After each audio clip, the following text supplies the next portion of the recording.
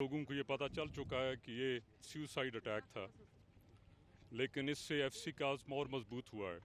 और जब तक हम इन लोगों का खात्मा नहीं कर सकते तब तक एफसी आराम से नहीं बैठेगी।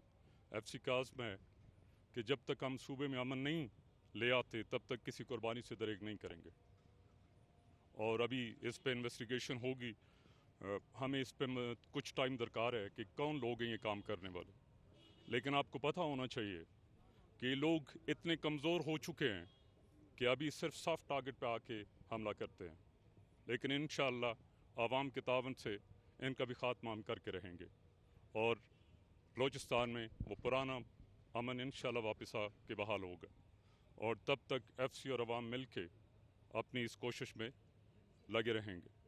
आपने देखा है कि बड़े अरसे बाद इन्होंने दोबारा आके कोयटा पे वार किया है और उनके वार करने की वजह भी बुनियादी यही थी कि वो सामने आके तो मुकाबला कर नहीं सकते और एफसी और लॉ इन्फोर्समेंट एजेंसीज़ की कार्रवाई की वजह से उनमें इतनी हिम्मत नहीं रही और अभी आके मासूम शहरियों को वो निशाना बना रहे हैं।